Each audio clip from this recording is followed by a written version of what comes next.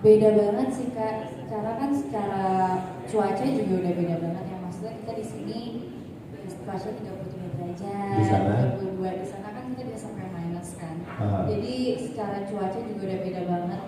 Kita ada beberapa kali syuting itu yang benar-benar kita pernah bilang kita ada foto berpelukan gitu bertiga. Karena itu bukan karena kita pengen pelukan atau gimana, karena emang pelukan itu dibutuhkan untuk saling menghangatkan satu sama lain gitu sih. Jadi secara syuting Indo sama syuting di sana tuh beda banget. Dan by the way Azerbaijan bagus banget, terima kasih atas Pak Monty. Lo pasti bakal suka banget sama Azerbaijan dan ternyata benar emang bagus. Aku bilang syutingnya green screen kita semua. Juga saya belum nikah ya sebetulnya, jadi tahu juga nanti jangan sampai gitu. Cuman gimana caranya transfer, pasti ngobrol sih. Dari selama reading tuh, di reading lebih tepatnya kita udah ngobrol banyak antara sesama karakter, sama Ella, sama Jo, sama Pak Monty, sama semua tim gitu. Jadi gimana cara mentransfer rasanya, gimana caranya supaya tahu apa yang mau orang rasain, lebih ke arah diskusi sama pihak sutradara sih. Kayak, Pak kira-kira kalau kayak gini gimana ya? Apa sih yang mau orang pikirin gitu. Jadi lebih sekali diskusi aja untuk dapetin auranya seperti apa. 2 minggu Azerbaijan itu kita nggak langsung syuting. Jadi kita sempat ada 1 hari kan ya, Pak kita reading dulu. Karena kan kita harus mempelajari beberapa bahasa Azerbaijan. Jadi iya kan. Jadi di sana pas udah nyampe kita nggak langsung syuting, kita reading dulu, kita belajar, baru kita mulai. Kalau disebutnya seperti itu, menurut aku cukup lumayan rumit. Tapi aku sebagai Anggika yang membaca skrip ini dan dibantu sama Pak Monty juga, esensinya itu adalah persahabatan, kekeluargaan, dengan rasa sayang. Jadi ya rasa sayang itu dikeluarkan semuanya. A mother is a mother, walaupun dia surrogate atau tidak, dia tetaplah seorang mother.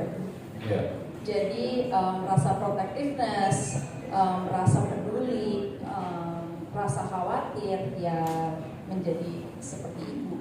Kita lagi reading, Pak Monty sempat bilang, this movie is a process of life. Di dalam satu fase kehidupan, which is grieving, loss and grief. Tapi di dalam grief and loss-nya itu banyak hal yang juga tumbuh, seperti kesadaran bagaimana kita harus sayang sama orang yang lagi ada di sekitar kita, melanjutkan hidup seperti apa, membantu sahabat kita seperti apa, menjadi seorang ibu walaupun harus kehilangan sahabat itu seperti apa. Jadi semuanya adalah proses. Dan menurut aku karena dibalutnya dengan proses itu, jadi lumayan gampang buat aku untuk mengerti psikologinya Ella. Jujur ya? Iya. Bakal buat. Wow. Karena guys, aku sayang banget sama sahabat-sahabat aku. Jadi bukan proses yang sangat susah untuk menunjukkan rasa sayang itu, apalagi teman-teman aku semuanya pada baik-baik banget dan kita langsung klop aja. Dan pas lagi reading, pas kita simulasi adegan, kita tiba-tiba nangis aja. Gak tahu kenapa kita nangis, tapi kita nangis karena I just felt the love from Maura, from Joe, from Askia, from Ben. Itu semua kerasa, mereka sangat mengeluarkan rasa sayang itu. Jadi ditaruh di situasi apapun, gampang aja keluar emosinya. Semestinya aku bisa merelakanmu dengan lapang dada, tapi kehilanganmu seperti menggenggam mawar berduri. Tak peduli tanganku berdarah, melepas keindahanmu lebih membuatku menderita. Semestinya tak perlu ada selamat tinggal di antara kita. Tapi setidaknya aku bersyukur karena pernah ada seseorang sepertimu yang membuatku merasa berharga. Puisi oleh Sefriana Khairil.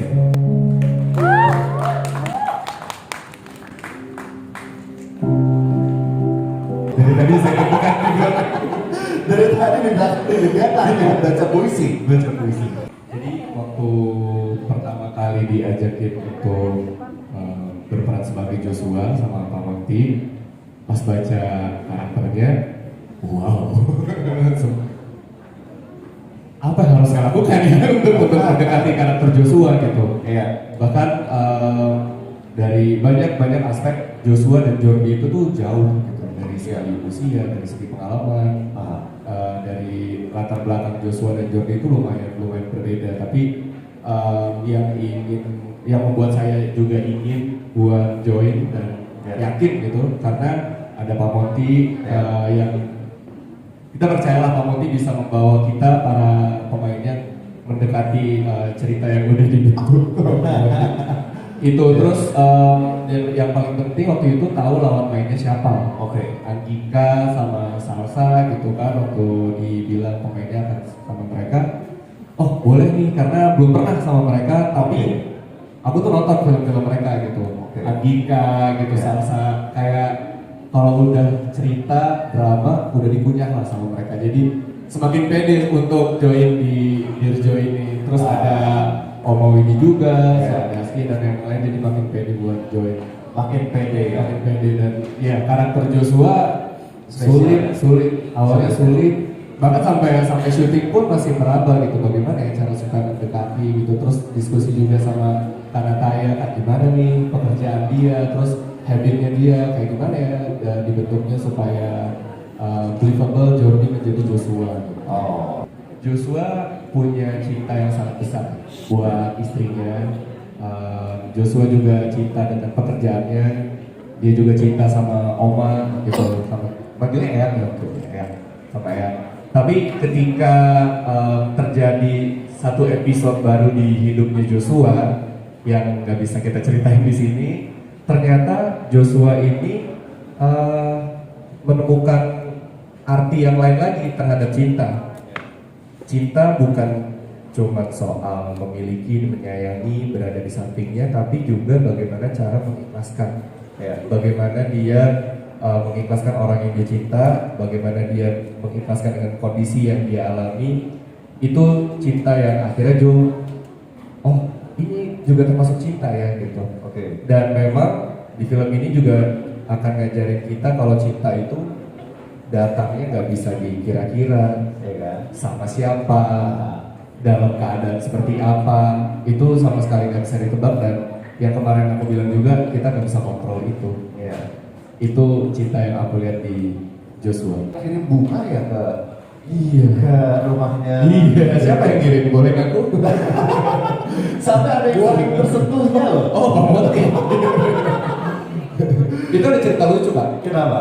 Jadi kebetulan hari ini 2 tahun almarhum Bapak meninggal. Oh. Pas banget di tanggal 10 Juli ini. Oke. Tiba-tiba datang karangan bunga. Jadi orang rumah, loh kok pada tahu ya ini hari ini tuh 2 tahun Papa. Tapi pas dibaca kok, Dirjo terima kasih udah bikin saya mewek. Ini punya siapa? Ternyata dari teman-teman fans dari Dirjo. Terima kasih. Ada satu yang selalu kita temuin di situ sih kalau penyajian, apa ya Pak Mokti namanya, yang makanan ada kambing, gulai, terus pakai nasinya mereka, nasi kuning gitu, Kayak biryani gitu. kayak biryani gitu. Itu Namanya selalu apa? ada. Namanya apa ya? Nasi kebuli. Seperti kebuli sebetulnya. Seperti kebuli. Tapi ada satu yang paling kita ingat, itu kita selalu disajikan pomegranate. Oh. Makanan itu buat cemilan kayak rujak kali di sini. Oh, oke. Ini namanya kutak. Kutak. Oh, kutak namanya. Kutak. Wow, di sini nggak ada. Kambing kan itu kambing ya. Oke. Kalau Angika apa? Sama sih. Kutak itu. Kutak. Terus pomegranate juga mereka suka masak sama daging beef. Aha.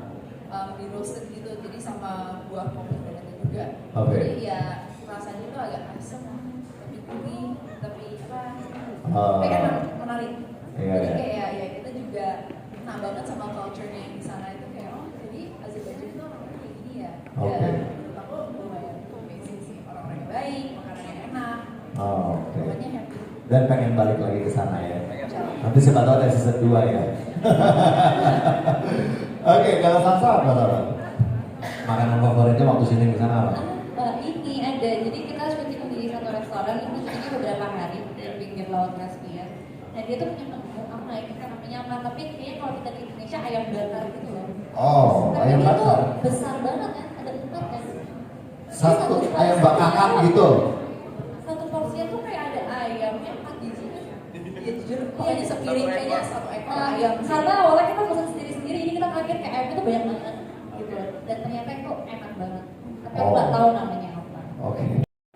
Terjawab, dan ini pasti akan dijawab masing-masing oleh penonton ya, karena topiknya sangat sensitif dan sangat kontroversi. Jadi kita sebagai pembuat filmnya pun akan mengembalikan lagi ke penonton bahwa kalian harus punya jawabannya masing-masing. Dan mau dilihat dari sisi mana? Iya, mau dilihat dari sisi mana? Apakah dari sisi apa, etika, agama, atau realita pragmatis dalam kehidupan sehari-hari? Gitu. Ketika kita sebagai seorang suami istri gitu ya, sangat merindukan anak, tapi satu-satunya opsi yang tersedia melanggar etika agama gitu. Pilihannya apa? Nah itu tentu kita kembalikan ke penonton. Jadi tidak ada satu hal yang pasti. Betul. Ya masing-masing hati aja bagaimana. Itu yang menarik, dan tidak semua cerita saya dikasih kesempatan atau cerita yang bisa memberikan ruang untuk pertanyaan-pertanyaan seperti itu. Jadi ceritanya Mbak, ini mungkin saya belum tentu 50 tahun lagi saya dapat lagi cerita kayak begini. Makanya tadi saya punya kesempatan saat ditanya ini film ini apa, saya bilang menusuk. Menusuk itu kan berarti ya menusuk. Gimana sih kalau menusuk? Ada sesuatu yang lagi tidak ditusuk, status quo, stagnan, tiba-tiba kita tusuk. Itu kan shocking kan? Jadi tidak semua cerita punya kapasitas untuk menghadirkan pertanyaan yang menurut saya perlu. Betul. Karena zaman berkembang, kita harus bisa menjawab pertanyaan yang didorong oleh perkembangan zaman itu tadi. Paling gampang AI, artificial intelligence. Ini gimana? Secara etika, moral, ya kan? Bisa menggantikan ratusan ribu pekerjaan, bisa menggantikan kebutuhan kita untuk mempunyai pasangan, karena dengan AI aja kita bisa merasa disayang gitu. Iya kan? Bukan oleh manusia. Nah, ini pertanyaan-pertanyaan yang menurut saya film punya tugas suci untuk menghadirkan ke masyarakat. Untuk nanti mungkin jawabannya baru bisa dijawab 10 tahun lagi, 15 tahun lagi. Tapi pertanyaan itu harus ada. Selama ini sih tidak ada ya. Kalau biasanya masalah waktu ya, mungkin cuaca. Tapi kalau di film ini sendiri tidak ada masalah. All is good. Ya, semua baik karena kita sebelumnya juga sudah reading, ya kan? Itu perlunya reading itu supaya kita kenal sama semua. Dan di lokasi juga lebih familiar dengan karakter dan juga dialog ya. Saya tidak mengalami. Kalau Askia gimana Askia? Kesulitannya apa dalam syuting film ini? Dingin. Sama juga pernah sakit perut. Pernah sakit perut. Diisinya terus nggak nih sama om dan tante-tante ya? Betul. Mami yang gendong ya. Jadi kesulitannya yang tadi aku mention di awal, kalau bagaimana caranya merasakan seseorang yang sudah menikah, terus dihadapi dengan keadaan orang yang kita sayang, orang kita cinta ini kami berdua tidak memiliki keturunan. Itu kan feelingnya tuh kayak apa, terus ada opsi surrogasi ini itu kayak gimana, ngebedah feelingnya sih. Awalnya kesulitan karena belum pernah mengalami itu gitu kan, paling yang udah pernah dialami putus cinta kayak segala macam, tapi ini udah next level nih perasaannya. Jadi semana ya kita mau membawa karakter ini, dan lumayan sulit waktu itu. Itu sih. Angika? Aku juga sama, mungkin dari membedah karakternya juga karena bukan sesuatu yang sangat awam yang terjadi di film ini. Oke. Mungkin diskusi kesulitannya sama cuaca di sana juga sangat dingin. Ya. Dan Kesulitan. walaupun aku setengah bule ya, tapi ternyata nggak kuat sama dingin. Oke. Jadi agak lumayan kesulitan di Iya, iya. filmnya. Mungkin aku jawab Cukup pertanyaan menarik, tadi, apa yang membedakan karakter aku di sini sama film-film yang sebelumnya? Sama-sama sedih, tapi menurut aku beda. Karena over here, pertama ini adalah film surrogacy pertama aku. Aku belum pernah mengalami surrogacy, not even tahu tentang surrogacy, tapi ya di sekitar aku tidak ada yang namanya surrogacy. Layer yang ditunjukin ini yang hal unknown itu, karena Ella juga bukanlah orang yang sering melakukan surrogacy. Ini dia melakukannya demi sahabatnya dia. Dan all these new feelings, ya sama aja, Andika juga merasakan itu. Jadi I hope those layers of I don't know what's going on, apa ini yang terjadi, ya berarti saya bukan ibunya, ini anak-anak mereka, tapi mereka juga seperti keluarga saya, tapi ini bukan anak saya. All those unknown things, menurut saya itu ditunjukkan juga di film ini. Karena film ini menurut saya adalah tentang proses. Jadi semoga kalau menonton bisa merasakan hal-hal baru, bisa mempertanyakan hal-hal baru, dan bisa menjadi bahan untuk diskusi. Oke, wow, dalam banget dan cukup detail. Kita lihat seperti apa. In real life, I accept it. Right now, I'm here as an actress part of this movie, so I am playing a story that will be talked about by the people. Oke, wow, oke. Salsa. Terima kasih. Gimana kalau Oh iya, aku juga kesulitannya apa? kurang lebih sih sebenarnya sama kayak Johnny, karena jujur ini pertama kali aku bermain peran sebagai seorang istri gitu. Iya. Awalnya juga nanya sama mamaku, bahkan kayak Belajarnya dari mama ya? iya bun, aku jadi istri lagi gimana nih gitu. Terus juga sempat tanya ke Pak Putih, Pak Bapak yakin gak sih Pak? Pak Bapak yang bener aja lah, Pak Bapak serius nggak? Kayak saya belum pernah loh gini. Jadi awalnya tuh benar-benar clueless banget yang hubungan pernikahan tuh seperti apa. Apalagi kalau sebenarnya ngomongin karakter Maura tuh happy banget manusianya. Happy person. Iya, dia kayak semuanya hidupnya tuh di bawah happy aja. Mau hidupnya susah, mau hidupnya gimana, tapi dia bawa happy dan dia nggak nunjukin kemana ke siapa-siapa gitu, bahkan ke suaminya sendiri. Jadi kayak awalnya kesulitan pertama gimana jadi orang yang happy terus, yang energinya bisa banyak terus. Iya. Terus yang kedua ya gimana jadi istri dan gimana mencari tahu rasanya nggak bisa punya anak karena suatu hal itu gimana. Bangun chemistry-nya berat banget kan ya. Waktu kita pertama kali ketemu di kantor, ketemu Andika, ketemu Salsa, balik lagi setiap project yang aku jalanin tuh bukan yang kayak gue harus bangun chemistry gitu, kayak menjadi sebuah keharusan enggak. Tapi ya udah datang aja dulu, observe orangnya dulu, kayak Andika orangnya kayak gini, Salsa orangnya kayak gini, terus baru mulai masukin irisan-irisan karakternya itu. Oh iya ya ternyata Andika apa? Ada Ella-Ellanya juga nih gitu. Terus Salsa juga ada Mauranya nih gitu. Ya udah berarti tinggal mainin partnya Joshua yang aku punya. Ya udah kita bahas. Tapi bukan bahas yang skrip terus gitu ya kayak nanti ini kita ngapain ya? Kita cerita aja kayak lu sama pacar lu gimana gitu, lu sama keluarga lu gimana, main game gitu. Jadi emang chemistry-nya tuh tumbuh bukan yang kayak disengaja kayak gua harus build chemistry, dia adalah istri gua, ayo kita harus kayak suami istri, enggak, tapi lebih Suami istri beneran juga. digebukin saya sama pacarnya.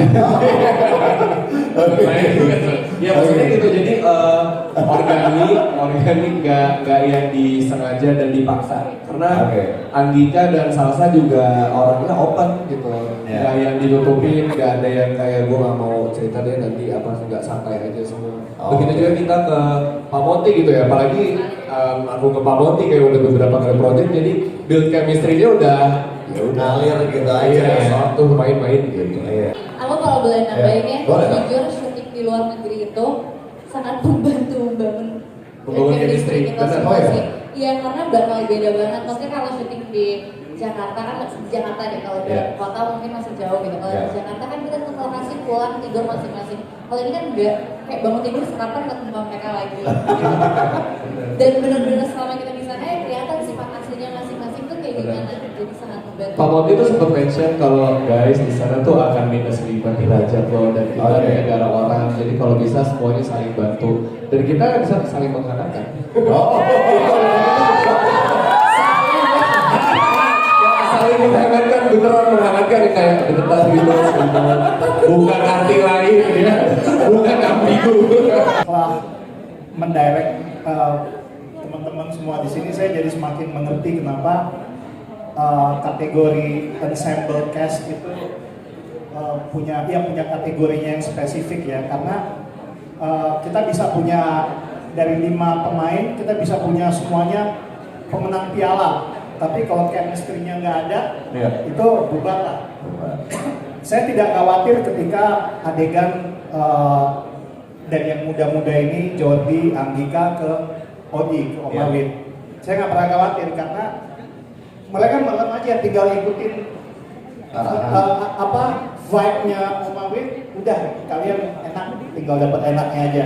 Oh. Contoh, Iya. Anggika karakter Ella adalah sahabat dari Jordi, dari Joe. Joe itu cucu kandungnya Yanti.